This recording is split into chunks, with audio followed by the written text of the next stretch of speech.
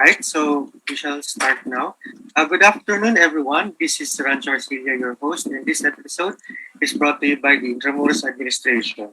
Now, this is a very special episode. So, this is the 49th episode of the Intramuros Learning Sessions. So, this is special because today we are also celebrating the 410th anniversary of the Pontifical and Royal University of Santo Tomas in Manila.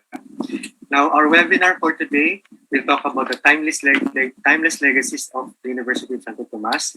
But before we start, I'd like to read first some house rules. So, if you are viewing via Zoom, you may raise your questions via the Q&A button below or in the chat button below. And if you are viewing via Facebook Live, you can also raise your questions in the comment section below. Only those who have successfully registered and given Zoom will be eligible to get a certificate, and a feedback form will be emailed to you after the session. The certificate will then be sent within a week. Note that this webinar is recorded.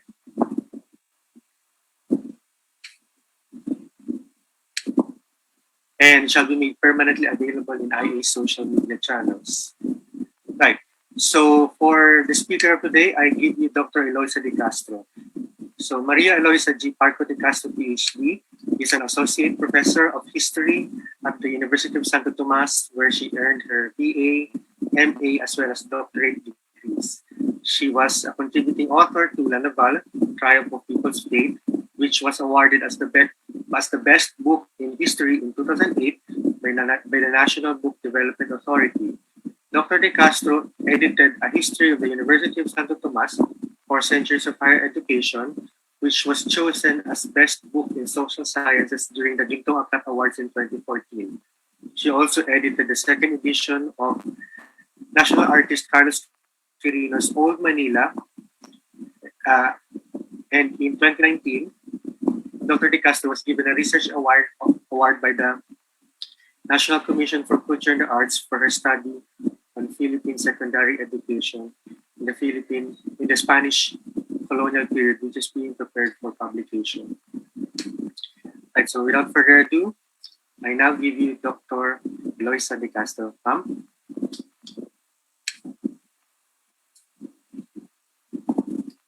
Ma'am, your audio po, ma'am.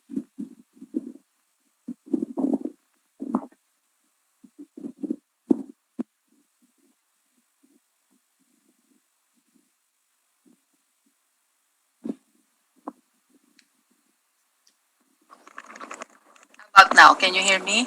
Yes po, you can. Okay, very good. So, good afternoon to everybody. I'm happy to see you all today. And as you can see, we can probably start sharing the slides, Rancho. Okay, thank you very much. So as you can see, the title of my presentation is In Truth and Virtues, Timeless Legacies of the University of Santo Tomas from 1611 to 1941. As you all know, today is the 410th anniversary of the signing of the Foundation Act of the University of Santo Tomas.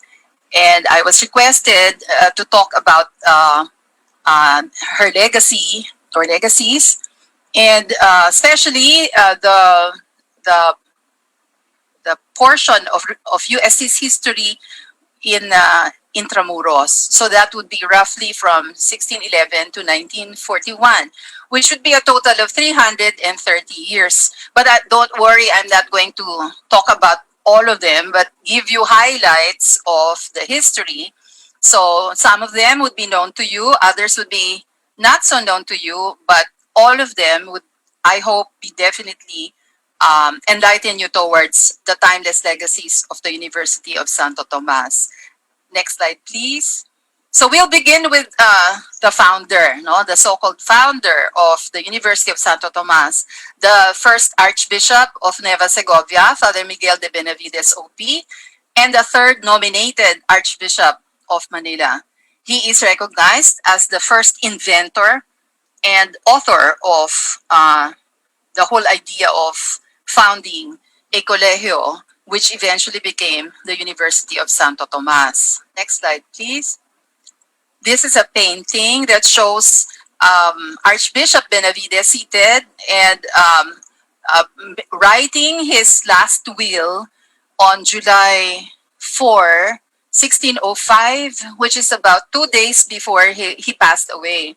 You can see two other Dominicans present, and these are actually Domingo de Nieva, Father Domingo de Nieva, who was the prior of Santo Domingo at that time, and Father Bernardo de Santa Catalina, who was the commissary of the Holy Office, who were the executors of his last will. 2 days after he passed away, and as you all know, as many Tomasians would know, he left his personal library to the future University of Santo Tomas, and all his worldly goods, which amounted to something like 1,000 pesos. Now, this is the last page of the Foundation Act, whose anniversary we are celebrating now. So today, so you can see the mention of Father Baltasar Fort, the prior provincial of the Dominicans, and you have Father Francisco Minayo, who is the prior of Santo Domingo, and Father Bernardo de Santa Catalina, who is the only surviving executor because Father Domingo de Nieva also passed away.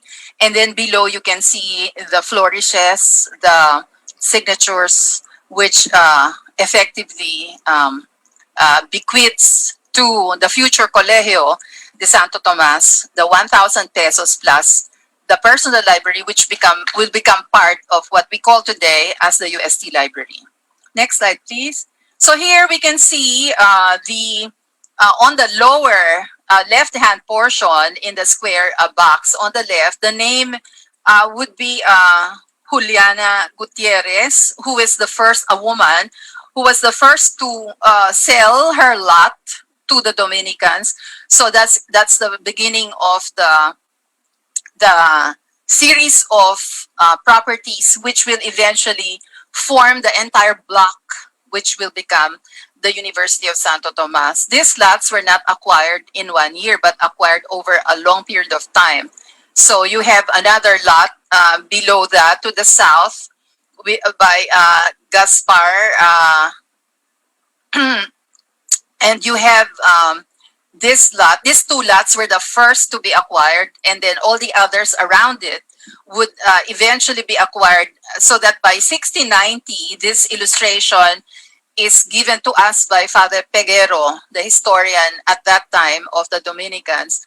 1690, he drew this. This is his illustration, which shows how the university eventually came to acquire all the other lots around it, which is today occupied by the BF condominiums.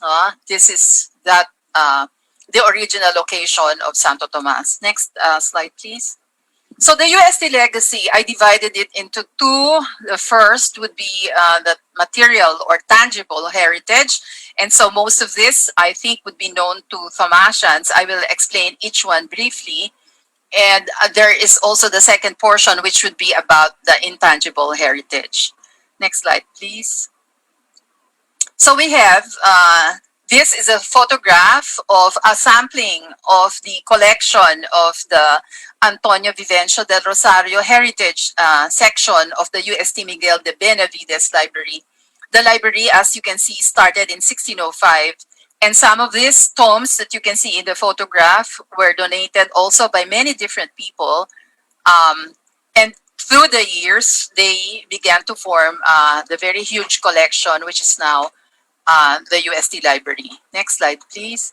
So these are some of those who have donated to the UST library, of course, beginning with Father Miguel de Benevidez, followed by another Dominican bishop, Diego de Soria, who also donated his personal library after he passed away, and one of the well-known officials of the Spanish colonial government, Hernando de los Rios Coronel, whose collection was also donated. And then we have, of course, the collection or the library from the Colegio de San Ignacio, which passed on to the UST library in 1785, not in 1768, although the Jesuit expulsion occurred in 1768, but it took the Spanish colonial government several years to decide where the library would be going. And so by 1785, through a royal decree, it was decided that it would go to Santo Tomas. No? Now, in the 20th century, President Diosdado Macapagal, his library was donated to UST together with, after a few years, of course, you have National Artist Nick Joaquin's personal library, now called Rincon de Nick Joaquin, Corner, Nick Joaquin's Corner in the UST library, plus the heirs of Fernando Canon, who had donated the personal copy of their great-grandfather, the first edition of the Noli and the Fili. Next slide, please.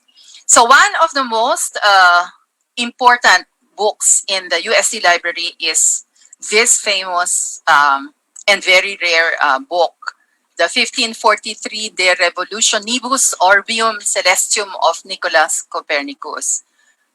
In 2011, when UST celebrated its 400th year, the library made an inventory and did research and found out that there were only 5 copies of this book in the whole world. There are only 2 in Asia, and one of them is in UST. So this is the 6th book of that very famous book of Nicholas Copernicus. Part of the reason why it is rare is because it has been banned by the church at that time. No? So we are so fortunate to have a copy in UST. Then another rare part of the collection of the library would be Libertas, which is a daily newspaper, believe it or not, a daily newspaper published by the Dominican Fathers beginning in 1899 until 1918, when it was suppressed. Yes, suppressed by the United States government. So it is the only, possibly the only daily newspaper that has been published by a university in the Philippines. So it was issued, as pointed out, every day. It would come out, and there is, of course, a certain number of subscribers until it was suppressed because it was perceived to be anti-American, but actually it was not. Next slide, please. And I think I will not go into the details of the library collection because I think it's too big to be discussed now. But I would like you to take a look at what Father Horacio de la Costa, a famous Jesuit historian and the first Filipino provincial of the Philippine Society of Jesus, said about our library. We need hardly mention the well-known fact that the Venerable University of Santo Tomas has perhaps the richest collection anywhere in this country of materials pertaining to the Spanish period of our history. Next slide, please. Now we come to the facade. Actually, this is the old building. This is the original building of UST in Intramuros, which was constructed between 1609 to 1620. So the first students were accepted in 1619. And this photograph is taken around 1912. So that you can see, I'd like you to pay attention to the entrance because you will see this in the succeeding slides. So Rizal himself, as well as all those who had studied in Santo Tomas in Intramuros, had gone through the same portals. And of course, as you all know, El Filibusterismo, practically almost 1/3, I think, of the story in El Filibusterismo takes place around this area of the university, which tells you how much Rizal remembers about his own student life in the University of Santo Tomas. Next slide, please. So this photograph shows the same entrance, but this time you see that they have done some renovations in celebration of an event in the 1920s, which added the architectural features. You see that they decided to change the facade of the building and the entrance, and they added the balconies above, which changed slightly the appearance of this side, but you see that the stone entry remains the same. I also would like you to to draw your attention to the marker, which is on the lower left-hand portion of the entrance, and this is the marker dedicated to Dr. Jose Rizal, who of course is one of the best-known graduates of Santo Tomas. Next slide, please. Now you see this is what is left of the building after the Japanese firebombed the entire building on February 8, 1945. It was not totally destroyed in 1941 when the Japanese bombed Intramuros. There were still some portions of the building were still standing, but what was left of it was destroyed by the Japanese during the battle for Manila. So this is the only one which was left. And as you all know, the stones of this facade, especially the entrance, would be taken one by one and brought to the new campus in Sulucan in Sampaloc. And now we call this, next slide please, as the Arch of the Centuries. So they added the top portion and put the figure of St. Thomas Aquinas, of course, after whom the university is named. And they have added also through the years another marker, this time dedicated to the first president of the Commonwealth, Manuel Quezon, who is also a Thomasian. This, of course, is the Arch of the Centuries was declared a national cultural treasure. I'm not the arch, but the spaces would be declared as national cultural treasures. But this Arch of the Centuries, together with the main building and the Father's Residence and the UST Seminary, would be considered as national historical landmarks of the Philippines. Okay, next slide, please. So we have the archives of the University of Santo Tomas, founded on the same year as the university. It is a very rich collection. I would not have time to discuss all of them, but I only chose specific items for your for discussion today. As you all know, documents pertaining to the university would all be stored here, but there are other documents that are part of that collection. This is the Baybayin collection, which is considered one of the largest collections of Baybayin, allegedly, as reported by a scholar from Canada, one of considered the largest collection of Baybayin in the world, which had been declared also as national cultural treasures a few years ago. We also had the APSR microfilms, APSR meaning Archivo de la Provincia de Santísimo Rosario, which is the archives of the Spanish province of the Dominicans, which all the originals are in Avila, Spain. So scholars do not need to go to Avila, but may use the microfilms in the Archivo, in the archives. I found this very interesting. There is a collection of manuscripts called Edictos from 1690 to 1808, which were issued by the Mexican Tribunal for the Holy Office, or the Holy Office of the Inquisition. And according to Father Villaruel, this collection is perhaps the only official documentation that survived the British occupation from 1762 to 64.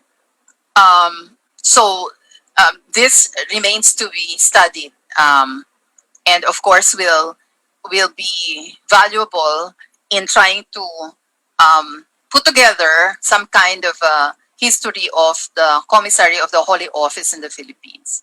Then you would have the Miscellanea, or the miscellaneous collection, which is a never-ending source of surprises. Next slide, please. We have the Libro De Picas, which is dated 1636.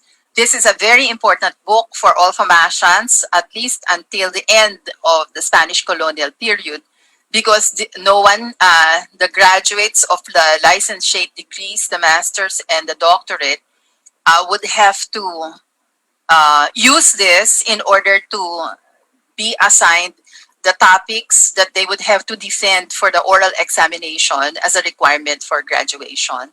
I would like to point out that the Libro De Picas is completely from the first page all the way up to the end. This is completely handwritten. So everything here, including what you think is printed de la Universidad de Santo Tomas, this is all handwritten. So very beautiful. And this is considered to be, what you see here is considered as the first official seal of the University of Santo Tomas, which dates from 1636. Next slide, please. So the unending series of surprises would include the discovery of a book of hours. This is like a prayer book where you would have a designated prayer for every hour, on the hour. It's a small book. But every page is illumined in gold paint and illustrated.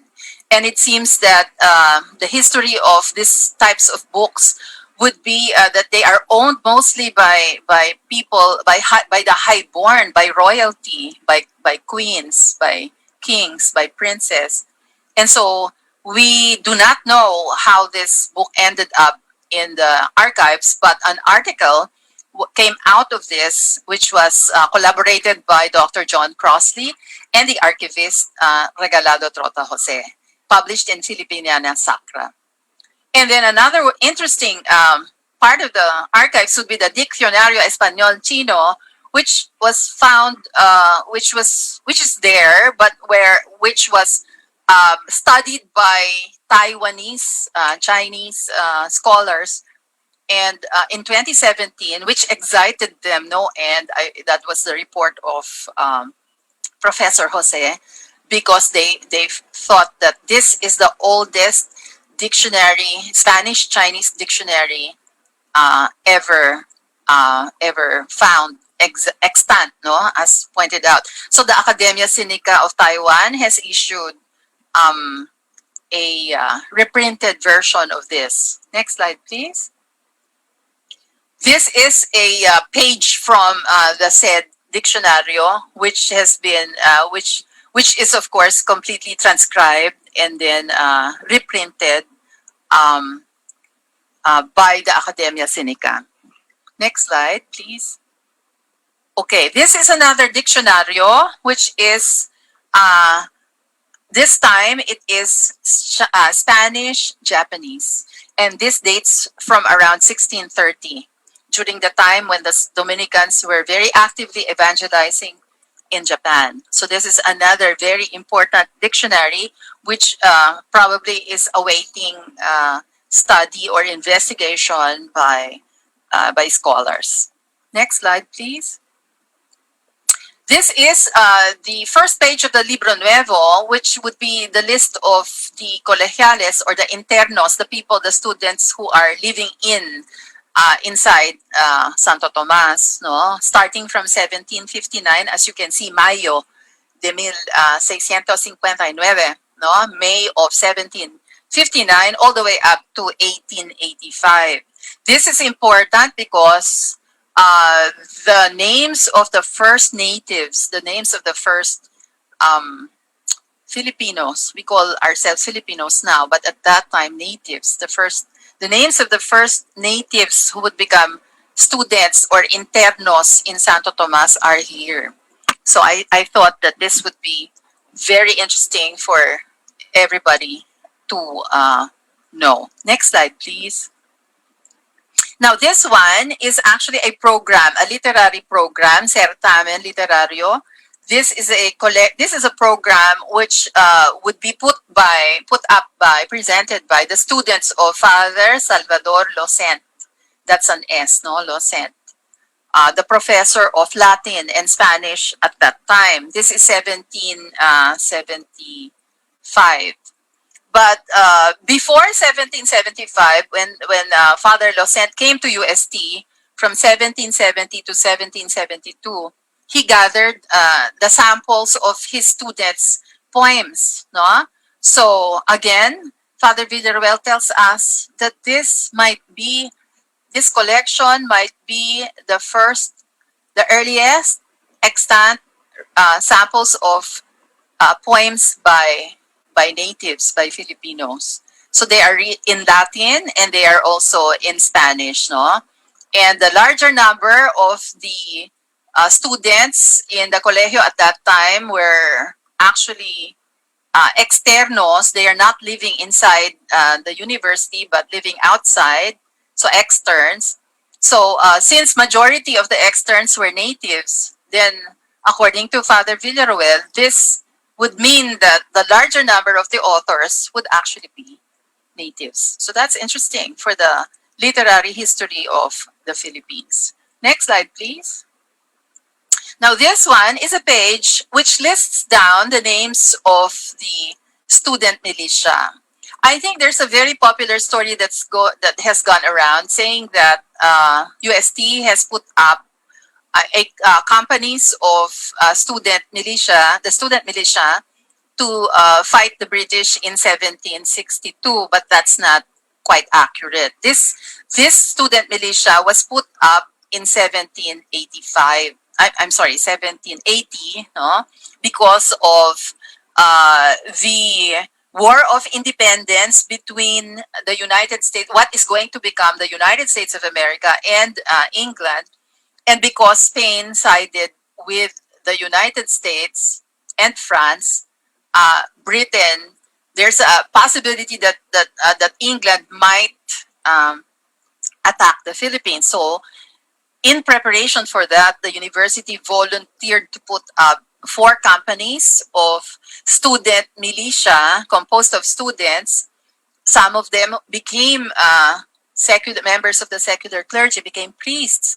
No? So each company had 50 members. So you can imagine around 200 would be maintained by the university for several years until the threat of the British attack would pass. No? So next slide, please. Then we have the UST Press, which you all know that the Dominicans founded the first printing press in the Philippines, and that same printing press eventually became the UST Press. However, before it finally settled in UST, it became a pilgrim press. It moved around from, excuse me, from Binondo to Abukay, Bataan, to Tayabas, which is now Quezon, eventually going to the Franciscans, no, in Tayabas, and then to the Augustinians in Pampanga, Betis, Pampanga. And then finally, we see in the records that it would be in the University of Santo Tomas. We don't know exactly why and how it moved around, but the most likely explanation is because there is absolutely hardly any printing press in the islands. And so this printing press is really valuable. And so it was borrowed from one religious order to another until it finally settled in UST in 1625 when it printed also its first book. And these names are those that you find in the title pages of many of the books that were printed from the 17th century all the way to the present. No? Tipografía del Colegio de Santo Tomas, Tipografía del Universidad, the UST Press, and today it is still existing under the name UST Publishing House. It is also considered the second oldest continuing press in the world after Cambridge University Press. Next slide, please. This is a replica of the typographic press, which was sort of, according to the historians, invented by Father Blancas de San Jose. And so a replica of this was displayed in 2011, and I think it is now in the UST Museum. Next slide, please. This is the first book printed in UST. So you can see the famous Tomas Pinpin was the printer, and this is dated 1625. This book is found in the National Library of France in Paris. Okay, next slide, please. Now, another important material or tangible heritage of the University of Santo Tomas is, of course, the UST Museum of Arts and Sciences, founded around 1865 when the royal order for the establishment of the public secondary school system was issued by the Spanish colonial government. So one of the requirements was the establishment of a museum of natural history, which is its original name.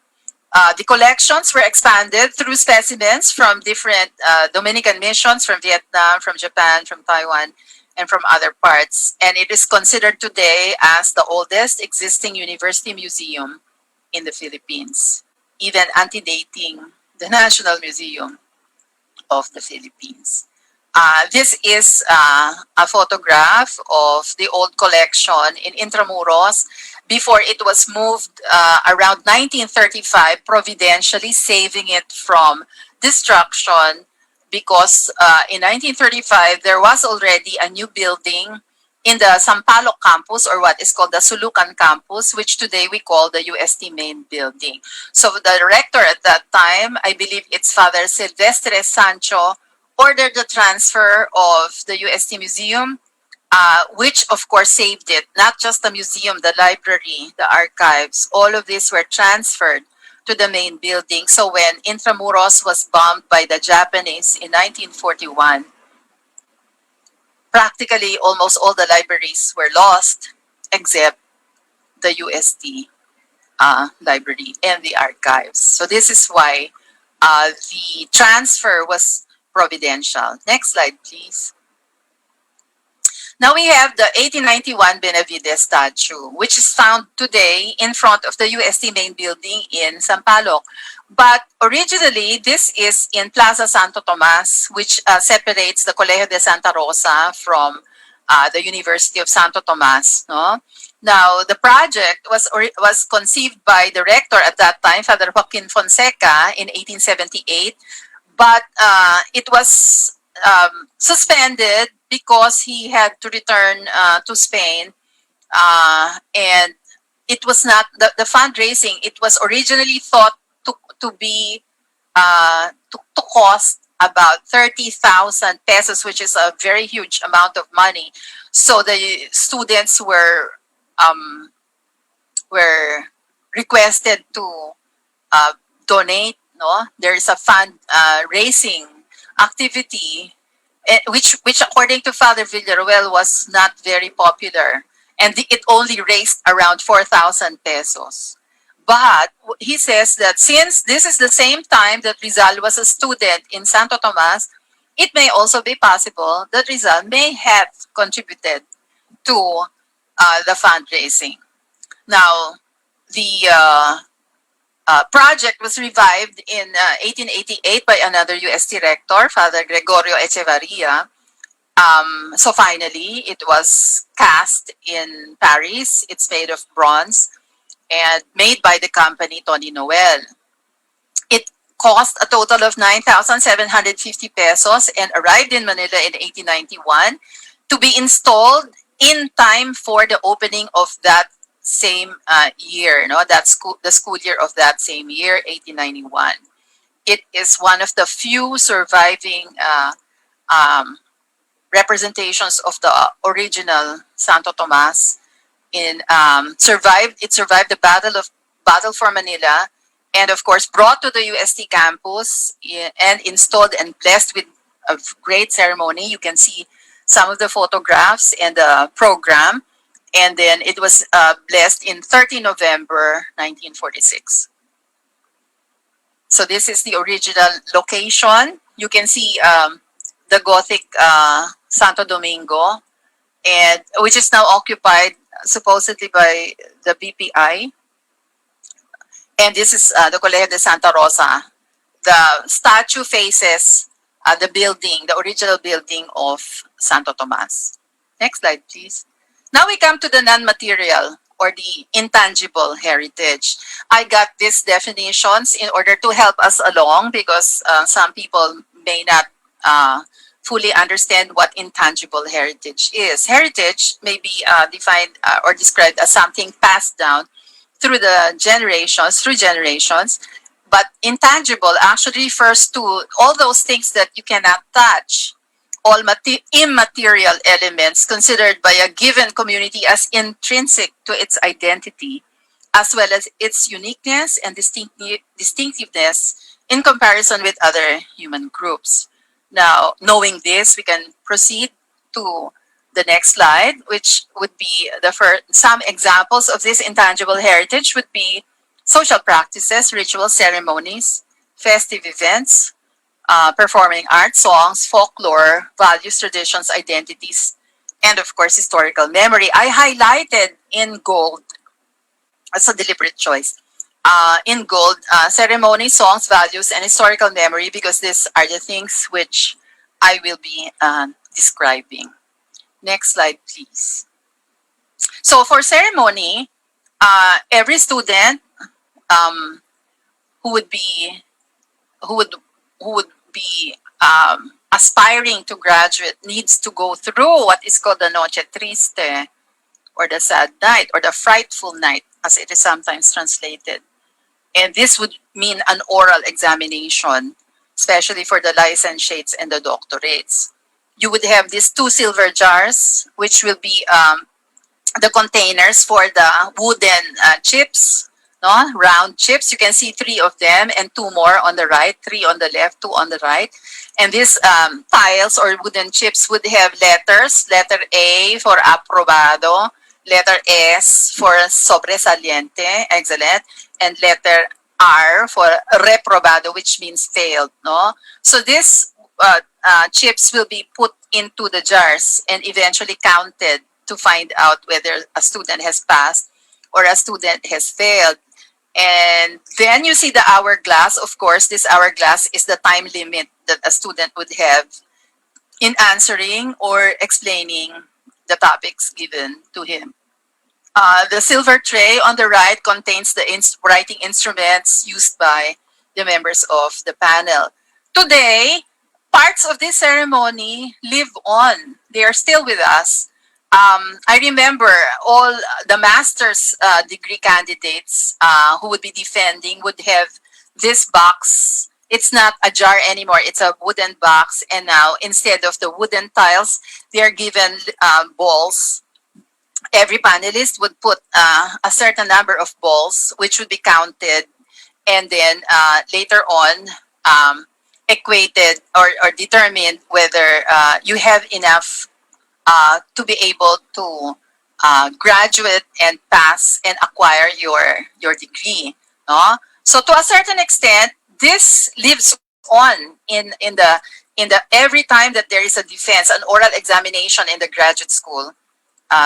This is that's part of the original portions of this practices would come from the original ceremonies which were observed during the Spanish colonial period.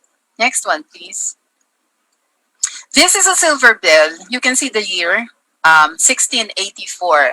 This is rung to signal the beginning of the oral examination. And then there is a break after, I think, about 2 hours. There's a break. And to signal the resumption or the continuation of the oral examination, the bell again is rung. No? And we still do this because there is a bell that is rung in order to, after the deliberation during an oral examination, the candidate, or after the actual defense, the candidate is asked to step out of the room so that the panel could deliberate and put the balls in the box. No? And when they are finished, a bell is rung, which is a continuation. No? It's a continuation of the original practice, which has been done since the 17th century. Next slide, please. Now, this is quite interesting, no? This is the so-called Paseo de los Doctores, or the Cavalcade of Doctors.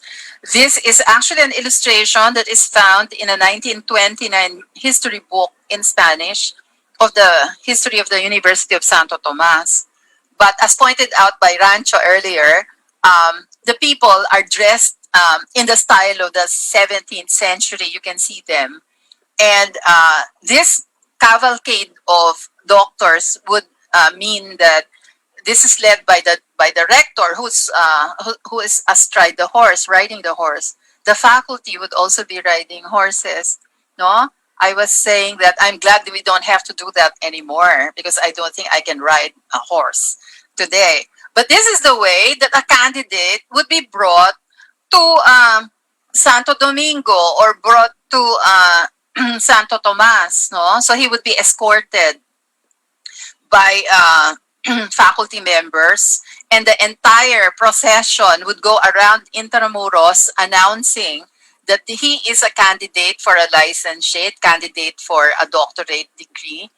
And this will be repeated the next day if the candidate has successfully defended the points that he is required to do. And this would go to Santo Domingo, where the actual graduation takes place. Now, you see, this practice was suspended around 1745, around that time, because it was considered too expensive, and it had inconvenienced so many others. I remember one comment in the of one of the candidates. Not only was it expensive, but it was considered so inconvenient to go through the streets of Intramuros in at a particular season when it is so muddy. So this must be the rainy season. No, it is so muddy, and so therefore, because of that, the administration of Santo Tomas decided to suspend the Paseo de los Doctores, and from then on, it was not done on foot, or there were nobody, there's no one, not even the faculty members would ride horses anymore, but they would ride carriages, no, carriages, so that it's faster, and then it would be less inconvenient for the participants, no. But we can still see vestiges of this during the graduation, when you have all the doctors, all the faculty marching into the graduation venue, no. So parts of this are still alive, no, and continued today. Next, we have songs. Okay, I just chose 3, but there are more. Definitely the Salve Regina is still very much sung today, not just in the chapel, but also in the seminary, in certain occasions. I remember the late Father Frederick Fermin's birthdays, celebrations. Every time he would celebrate his birthday, and he would have a large number of people as visitors. We all know that the program or the celebration is ended when everybody is requested to stand up and sing the Salve Regina. Then, of course, the famous Despedida to Nuestra Señora del Rosario de la Naval de Manila. I hope you know that UST became a safe haven for the image of La Naval. When Santo Domingo was destroyed in the Second World War, the image was saved providentially again and brought into the UST chapel, where it stayed for many years during the war and after, until the new Santo Domingo Church in Quezon City was finished. After which, there was a great procession from UST to Santo Domingo, Quezon City, which the Tomasians escorted Our Lady of the Rosary to her final new home in Quezon City. No? So the Despedida is very much alive and sung today. And of course, do I need to explain the UST hymn?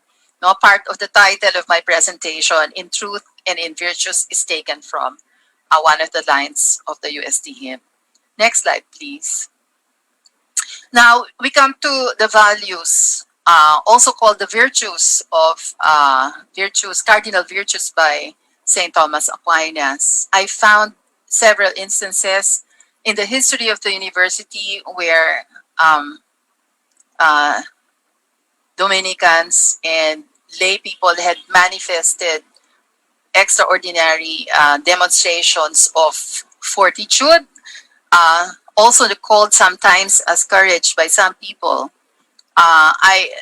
This refers to endurance to overcome obstacles in daily life and persecution in spiritual life. So from 1633 to 1637, there were 5 Dominicans who were killed executed in Japan because of the Tokugawa persecutions of Christians. All of them became martyrs and eventually canonized saints of the church. All of them did not apostatize. All of them stayed true to being Catholics. One of them was the rector of UST, Father Antonio Gonzalez, who was asked to step into the image of the Virgin, which he refused to do. And so he was tortured, he was killed, but they all died happy, some of them singing all the way until they died. No? So this is an extraordinary manifestation of fortitude, which would be repeated 80 years after in 1773 by another martyr and also who would be canonized saint by Saint John Paul II in Rome, who is Saint Vicente Liem de la Paz. No? Another Dominican priest, educated in Letran and UST, and beheaded in Vietnam during the persecutions there. So, now another virtue, another value that would be exhibited by many professors and also students would be prudence, which refers to doing the right thing at the right time. So, doing the right thing at the right time. This is one of the most difficult values or virtues to observe. In 1690, Father Juan Peguero, in his history of the order, mentioned that there were already 4 indigenous students, which means natives, Filipinos, in Santo Tomas. This is, of course, a little bit problematic because of the practice of the purity of blood, or what is called limpieza de sangre. But you see, there are always exceptions, no? So you have to have the wisdom to know when to do the right thing at the right time. And definitely the Dominicans, the fathers in Santo Tomas felt that it was time to admit the natives. So this is a great exercise of prudence, which of course would be shown again in by 1712 to 1714, very, very definitely in the folder which is called Asientos de Grados, which would detail every degree granted by Santo Tomas. There were already a total of 50 native graduates by that time. So that's important, but nowhere the next event, which is very controversial, that happened in 1776 was the issue of the granting of the licentiates to 2 Chinese mestizos who were prevented from acquiring their licentiates by the claustro, the university claustro. The claustro is made up of alumni, doctors, licentiates of UST. 5 of them were Dominican friars who would want to grant the Chinese mestizos their licentiates. But the 6 other members were Spanish secular priests who were canons of the Manila Cathedral. They were the ones who refused to grant these Chinese mestizos their licentiates. So they had to go to the audiencia. This is the Supreme Court. They filed a case preventing the Dominicans from giving the licentiates to the Chinese mestizos, again because of the so-called limpieza de sangre. But there was a very important explanation given by a Dominican. Next slide, please. This is found in the Dictamen Juridico, which was authored by Father Juan Amador. And I would like to quote portions of it. Quote, "Nobility is acquired in many ways. For if we consider our origin, we are all equal, according to the divine scriptures. If the University of Santo Tomas were to grant degrees only to Spaniards and their sons, It would become within a few years an idle institution because it is publicly well known that the sons of Spaniards who pursue the study of the sciences are so few, and their number is incomparably lower than that of Indios and Mestizos put together. End of quote. But I highlighted in gold that the words "we are all equal" because this will resonate in the coming years. This whole idea of equality will be sustained, will be fought for by the Dominicans and by the Tomasians in different ways. No? So how did the whole issue end? They got their wish. The audiencia sided with the Chinese mestizos, so they were finally granted their license sheets. But the story also has a very, very nice postscript. Next slide, please. On April 28, 1777, the two Chinese mestizos, Father Francisco Borja and Father Vicente de los Reyes, took their vows to join the Dominican order. So this means, therefore, that today we are celebrating the 244th anniversary of their profession. So isn't that nice? I think that's a nice postscript to the whole controversy. Next slide, please. But nowhere is this whole idea of equality more uh, contentious than in the issue of the secularization of parishes. You all know the role played by Father Pedro Pelaez and Father Jose Burgos. In one of his responses to the Archbishop, who somehow reproved him for some of his suggestions, Father Burgos said in one of his letters that I have always believed that we are all equal in God's sight, no? And so on. So you see, this is prudence, doing the right thing at the right time. To Father Burgos, this is the right time, and this is the right thing, which is the reason why Father John Schumacher, another famous Jesuit church historian, had said that Pelaez and Burgos were the proto-nationalists. They were the ones who set the stage for the development of what is going to be eventually called the nationalist consciousness. You all know that Burgos was martyred in 1872 as a consequence of the Cavite Mutiny. And I hope you all remember that El Filibusterismo was dedicated by Dr. Jose Rizal to Gomez Burgos and Zamora, just to tell you how deeply Rizal was affected by the whole issue of the execution of Gomez Burgos and Zamora. Next slide, please. So the next value that or virtue that we would discuss is justice. Justice, which means what is due between equal. So again, I draw your attention to the term equal. So equality is very important in the exercise of justice. So Father Burgos and Father Pelaez were very much connected to the professors of secondary education. How?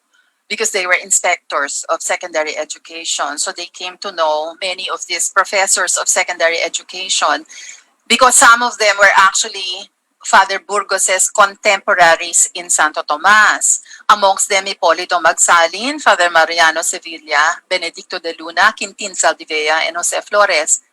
Father Mariano Sevilla defended his doctorate in the same day as Father Burgos defended his doctorate in Santo Tomas. Benedicto de Luna had become, actually, if I remember correctly, he was a contemporary of Burgos. They defended their licentiates in philosophy in the same day. So they were batchmates. Quintin Saldivea, for his part, had a unique role. He was examined by Burgos. So Burgos was his panelist, examiner in his um, oral examination, no, for philosophy. But 5 years after, Quintin Zaldivia became the examiner of Burgos for Burgos's degree, doctorate degree in sacred theology. So you see, these are contemporaries and personally known to Burgos. So when they became professors of secondary education, do you really think that they forgot about what happened to Father Burgos, Gomez, and Zamora? So I think the whole idea of equality was kept alive, and this idea of justice, giving justice to the martyrs, would never be forgotten by these professors of secondary education who would be connected. Father Mariano Sevilla is supposed to be connected to Pasiano Rizal because Pasiano Rizal was said to have lived in Father Mariano Sevilla's house until 1872. And then we have for example, Marcelo del Pilar, who also, I'm sorry, not Mariano Sevilla, but Father Mariano Sevilla would be connected with, let me correct myself, Father Mariano Sevilla was able to allowed Marcelo del Pilar to live in his house until 1872 when the Cavite Mutiny broke out. Whereas Pasiano Rizal lived with Father Burgos. So you see the connection of Father Burgos to Pasiano Rizal to Jose Rizal. So you see, this is the continuity of um, the continuity, the passing on of remembrance, no, the memory, the value, especially. I think when they would give examples of examples for justice and equality, naturally, the lessons obtained from the martyrdom of Gomez, Burgos, and Zamora would be alive in the memory of these men, these people, and would be passed on to the generation of heroes who would be students of many of these professors of secondary education from 1880 to 1898. And if you come to think about it, if justice is what is due between equals, then equality can only be achieved if there is total separation from Spain. And so that would mean independence. And so you would have the Philippine Revolution. And you would have the framers of the 1899 Malolos Constitution definitely having this in mind that justice and equality can only be achieved with independence from Spain. And it also happened that 63 of the 91 signatories of the Malolos Constitution were Tomasians. Next slide, please. Now, from 1901 to 1941, I'm going towards the end. I'll make it quick. The Philippine-American War continued from 1899 to 1903. But during that time, it is not only the Americans that the Filipinos fought against, again, an issue of justice and equality, no, and independence. But the Filipino secular clergy also had to struggle because of the schismatic movement of the Iglesia Filipina Independiente at that time. So Father Schumacher says, literally, the Filipino secular clergy kept the church alive in the most dire circumstances. So again, you see the role played by many of these Tomasians, such as Father Cosme Abaya, and then you would have Father Mariano Sevilla, Father Rojas, who is also a Tomasian. And then by 1907, when the Americans allowed the lower house to be convened, the Philippine Assembly, which is of course a desire of the Filipinos to become independent of America, they have never lost sight of that independence. 54 out of the 80 members were Tomasians. So you see again the role of Santo Tomas there. And around the same year, the first Tomasian bishop, His Excellency Alfredo Versosa of Lipa, was elevated to the bishopric. By 1915 to 1916, Tomasians began to move out and occupy many different positions, especially outside Santo Tomas. And I'd like to mention two. One is Ignacio Villamor, who became the first Filipino president of the University of the Philippines in 1915. And probably lesser known is Dr. Fernando Calderon, the older brother of Felipe Calderon, who is one of the signers of the Malolos Constitution, a medical doctor and a graduate of UST, became the first dean of the College of Medicine of the University of the Philippines, and was also the first director of the Philippine General Hospital. The little research that I've done showed that these people, especially Dr. Calderon, struggled with racism. The American said, "It's not very good. He doesn't speak English very well."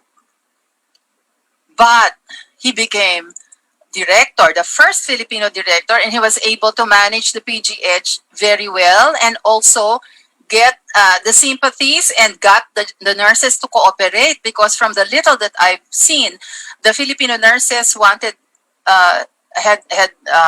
did not want to serve under an American medical doctor who did not understand them. But it seems that Dr. Calderon understood them very well, and so he became one of the longest directors of PGH.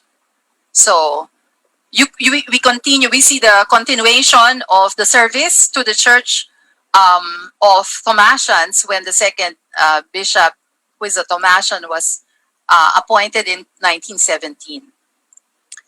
His Excellency Santiago Sancho of Tuguegarao. And then, of course, we come closer to our dream of independence when in 1935 the Commonwealth was inaugurated with President Manuel Quezon as its first president, and then later on followed by Sergio Osmeña, who would be both Thomasians. And then finally in 1941, before Manuel Quezon, the president, was evacuated from Bataan because Bataan is about to surrender. So he and his family were going to be evacuated to Mindanao, later on to go to Australia. President Quezon is on record for having taken Jose Laurel aside and giving him the responsibility to take care of the Filipino people. He said, "You must stay behind, because if no one is left behind, the Filipino people will be given a more difficult time." So he stepped up to this responsibility and led the Philippines through the difficult period of the Second World War. So throughout all of this, you see that these people, the example shown by these people from the 17th century to 1941, was always in the service of the church and the nation. No? Next slide, please.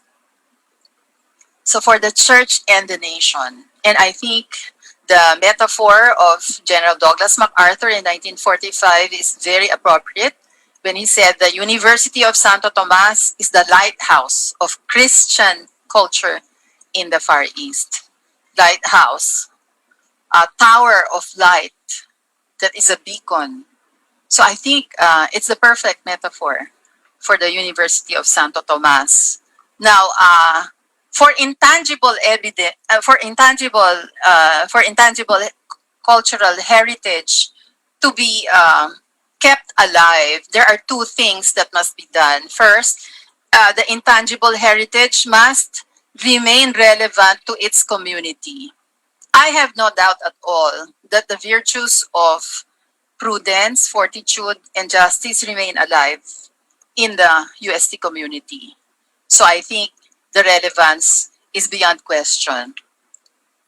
Now, the second requirement for intangible heritage to remain alive is for it to be transmitted to the next generation.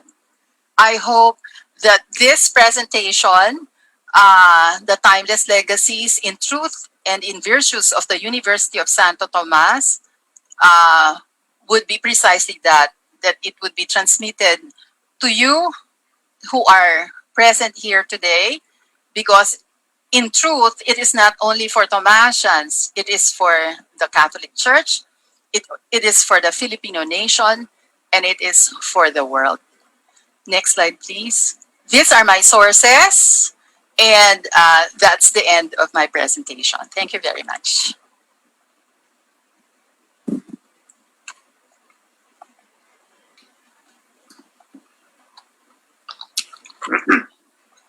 Thank you so much, ma'am, for that very interesting presentation. This is one of our best attended webinars, actually. So Thank you we very have much.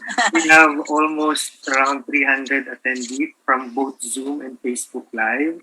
So thank you everyone for joining us today in our webinar about the University of Santo Tomas. So now we proceed with our question and answer portion. Now, questions are of course encouraged. If you are in Zoom, feel free to raise your questions either in the chat button or in the Q&A button. Or if you're viewing via Facebook Live, feel free to raise your questions in the comment section, and then I will read out the relevant questions for our speaker to respond to. Right. So let me see if there are any questions. So we have from Margot Kamaya from Facebook. Her question is, how did the library survive the 1941 December bombing? I think I mentioned it in my presentation that um, the administrators, the Dominican fathers, because they already had the UST main building operational at that time. It became operational in 1927 when it was opened to accommodate philosophy and letters. I think College of Science, no.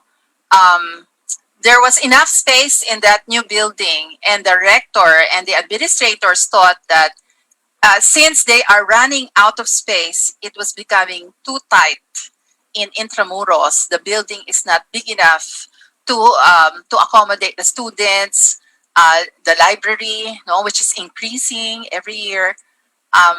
They decided to transfer the library in the museum in 1935, and the library a little bit earlier than that. And so it's not only the library, but also the museum and the archives, which were all transferred to the main building. And this, since the main building is in Sampaloc, it is outside Intramuros. This explains how the collection of UST is one of the few that survived the battle for Manila during the Second World War. I hope I answered your question. Thank you so much, ma'am. Now, earlier you mentioned that one of the finest treasures of Santo Tomas is the Copernicus book. Yes. Which was actually part of the index of banned books in the Catholic Church. Now, if it was banned, why is it that Dominicans had a copy? This certain parts of the book, if you are able to take a look at that, no, with special permission, of course, after the pandemic, no, yes. I'm sure Father Aparicio will give you permission, especially if you are from IA. You will see that certain parts of the book were blackened out. You know, certain parts were blackened out. It's not the only book that that had that. There are other books, so you can see that there are certain portions of some books that the commissary of the Holy Office thought was not acceptable, and so this is blackened out. So that explains they don't need to destroy the book itself, but you know, to put to erase, no, to blacken out the words, the sentences, so that nobody would be able to read that. So that I think that partially explains how. And the book itself is thought to be formerly owned by Hernando de los Rios Coronel. No, so when he passed away, it was donated to Santo Tomas. So that's also probably another reason, because Hernando de los Rios Coronel stayed in the Philippines for some time, and maybe that's the reason why you know, the Philippines is so far away from Spain and from Europe. So there are certain things that may be ordered in Europe but are not always obeyed obedezco pero no cumplo. As they say, I obey but I will not comply, which is very typical of the period. Thank you so much, po.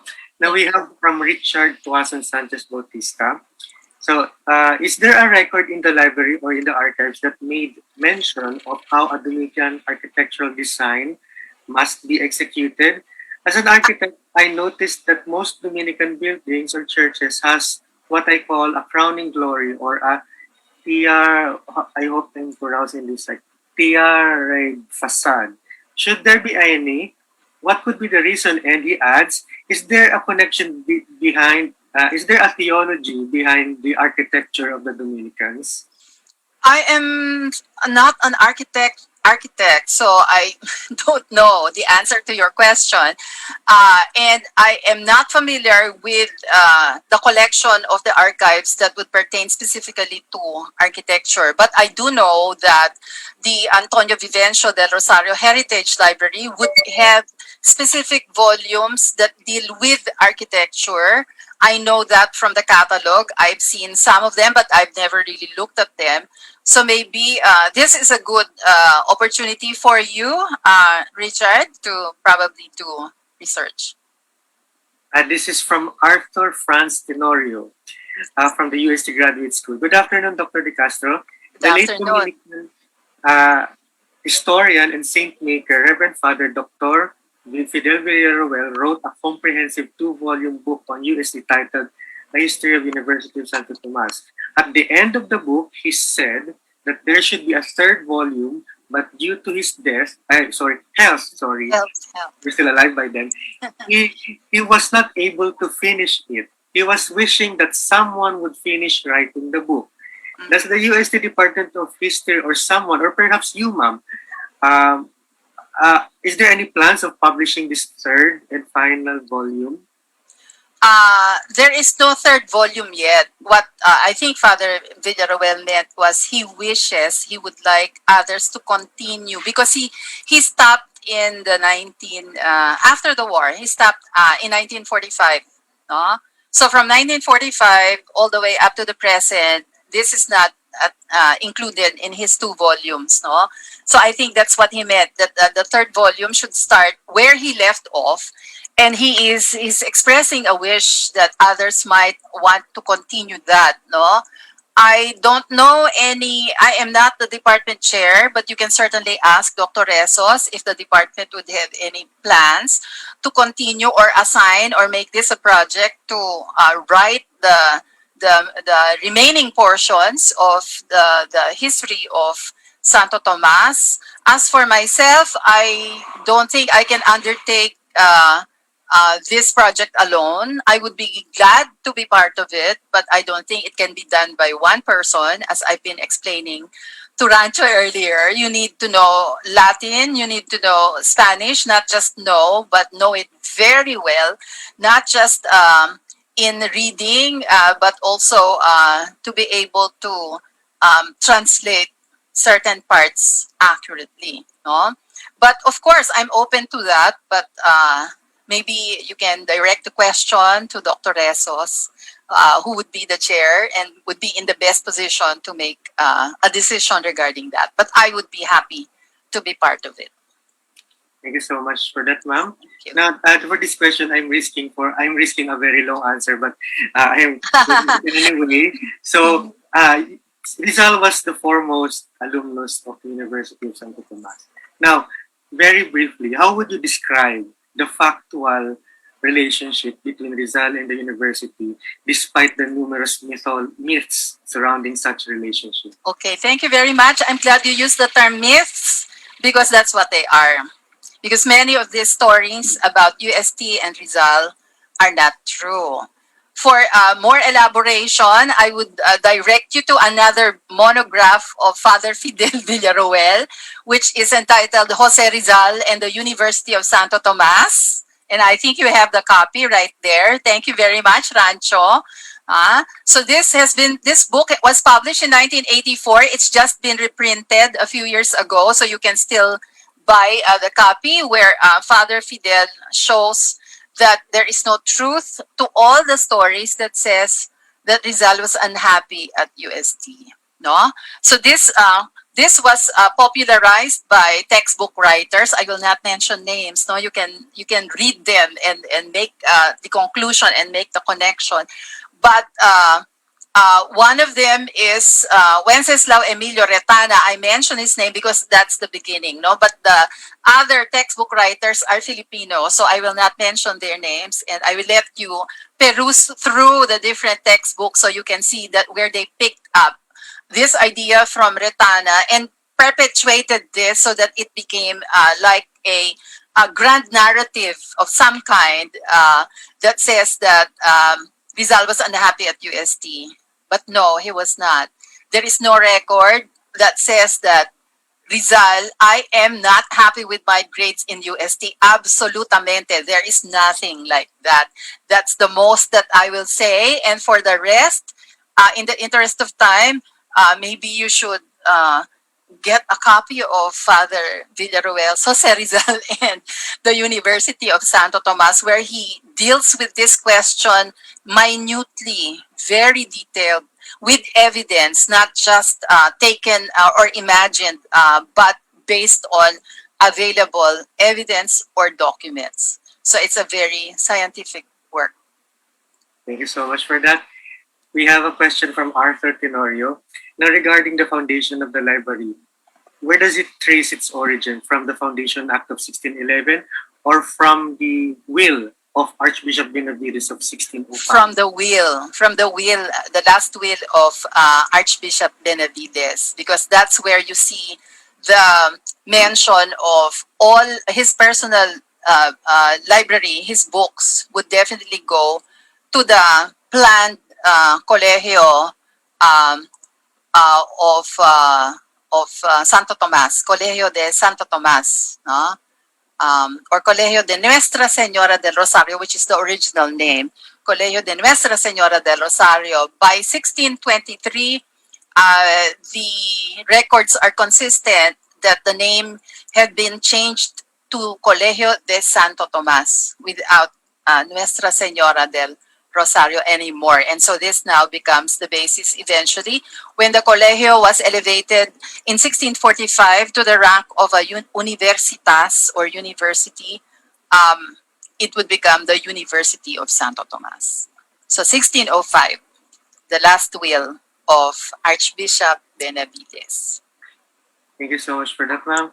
We have a question from Edwin Cabling II, who is a former student of yours. Yes. So he is asking, what are your opinions on the calls for a possible reconstruction of the University of Santo Tomas in Intramuros? It's good that you said opinion because that's all I can offer. I became aware of that through some posts on Facebook, but I really don't think that this would be feasible. Number one, because many of the actual site where UST is located is now a private property. So you have to convince the owners first to sell the property back and to reconstruct, to demolish a very high building, very tall building there, and then to reconstruct the University of Santo Tomas there.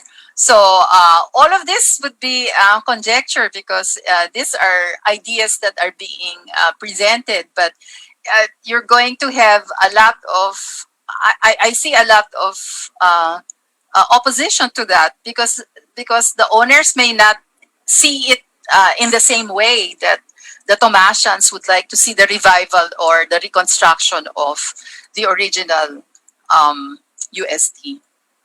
Medyo mahirap yata yon. I think you're going to have to go through the eye of the needle in order to be able to do that. Although, I hope I'm wrong, because if that really happens and it pushes through, then I would be one of those who would be rejoicing. Yes. Our next question is from Joaquin Carlos de Jesus. Wonderful talk, Dr. De Castro. Thank you. Truly erudite, eloquent, and informative. Are there any practices or traditions from UST that was somehow adopted by other schools or in general the Philippine educational system? I don't know of any specific practice that would be that would be adopted by other schools. I am uh, I'm sorry. I'm not a major of education, no? Maybe the people who specialize in education would have more knowledge in the history of education, but I don't know of any specific practice that would be adopted by any other school unless some Catholic schools would also, pronounce you a graduate in the name of the Father and the Son and of the Holy Spirit. Remember, Tomasians, I'm addressing the Tomasians. Remember, during our graduation, what does the first member of the section do? The student has to kneel, right? And the formula, this is the formula, would be read by the officiating Dominican friar who would be the guest for that specific commencement or graduation exercises. And he always ends, no, I hereby grant you this degree, etc., etc., etc., in the name of the Father, and he blesses you. And this is unique to UST also. I don't know whether Catholic schools also do this. I don't know. I have not studied in any Catholic school except UST, so I don't know. I'm a public school student from elementary to high school, so I don't know. I have no personal experience of that. But if other Catholic schools would pronounce their graduates that this student is a graduate in the name of the Father and the Son and of the Holy Spirit, maybe that would be one of the things that is an extension or taken from something like what UST has done. No? Thank you for that.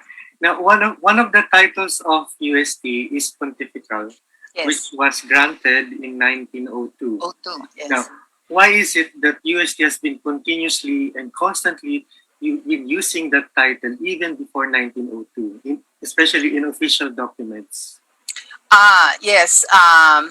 According to Father Villaruel, the official title was only given in 1902. Yes, correct.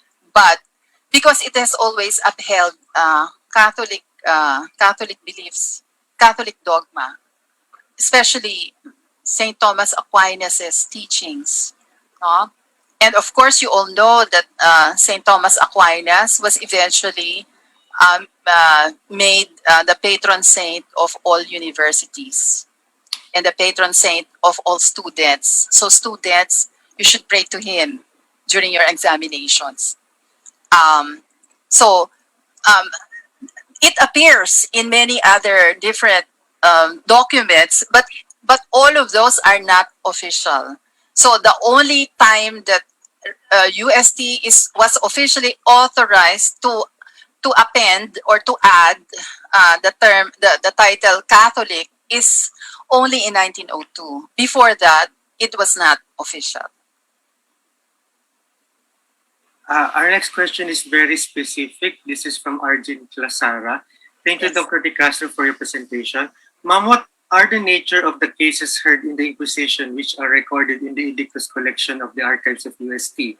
Were it similar to the idolatry cases of Santo Tomas Batangas in Pangasinan during the term of Archbishop Pardo? Thank you very much. Santo. I have not really looked at the edictos, no, but I most likely that there would be some issues like that. I cannot really answer the question because I have not really looked into these documents myself, but I thought that I would mention it in order to bring this to the attention of researchers out there who might want to actually do the work, because we cannot do all the work by ourselves. This has to be a community effort. This one is from Ferdinand Absalon. Is it true that in 1865, all diplomas issued by other schools were subject for approval by the rector of UST, and that the examinations leading to the issuance of such diplomas were supervised by the Dominican professors? If yes, how long did it last? Okay.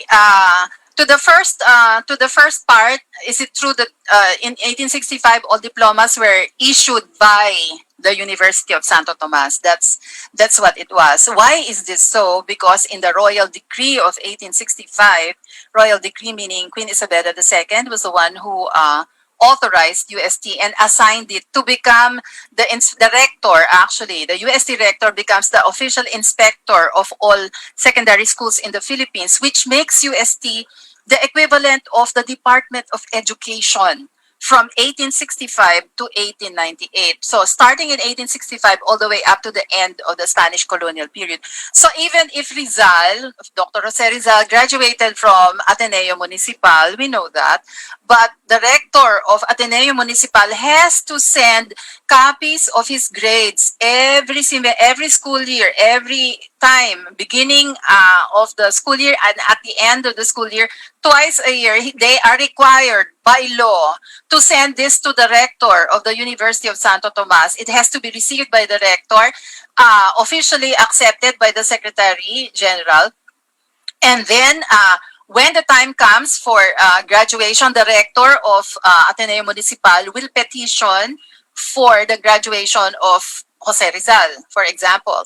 And even though Rizal studied at the Ateneo Municipal, if you look at the diploma of Rizal, which is reproduced in the book of Father Villaruel, Jose Rizal, and the University of Santo Tomas, you will see that the heading would say Universidad de Santo Tomas. And then in the text itself of the diploma, Jose Rizal, who studied in Ateneo Municipal, is hereby granted the degree Bachiller en Artes, Bachelor of Arts, which is the equivalent of a high school degree at that time.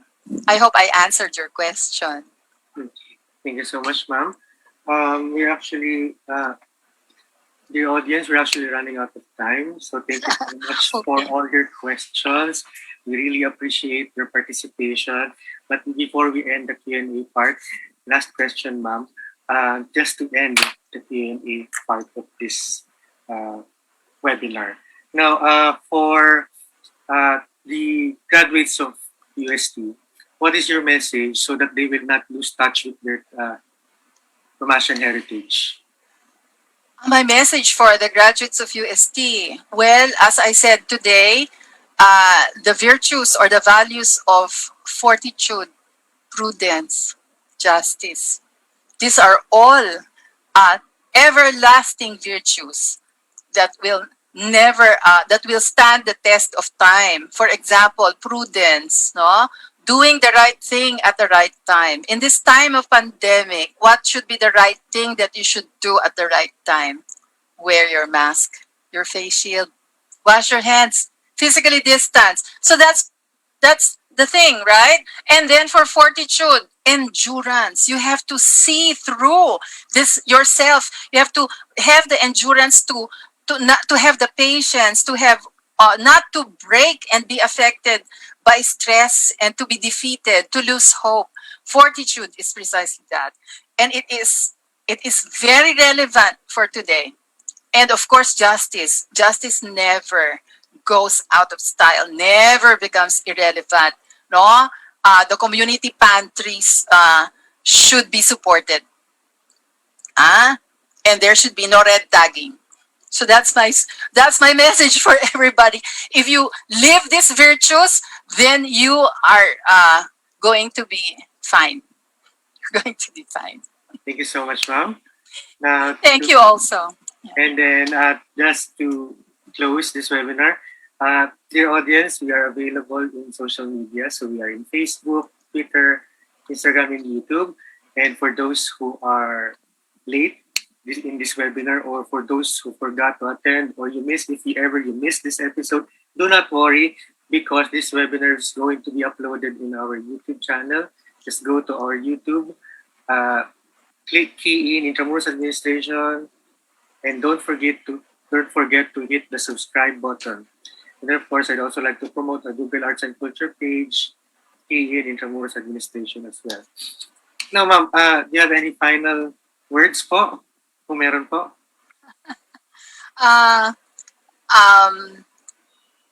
Well, just that I hope that people would be more now very conscious of what intangible heritage is, because intangible heritage are the things that we do not see, we cannot touch, but they are there. These are practices, these are values, these are virtues, which make us who we are, that gives us our distinct identity as Filipinos, as Catholics. So that's part of the message that I wanted to bring across. Thank you so much, ma'am. Thank you also. And thank you to all of the attendees who participated today in our webinar. Thank you. Thank you, Rancho.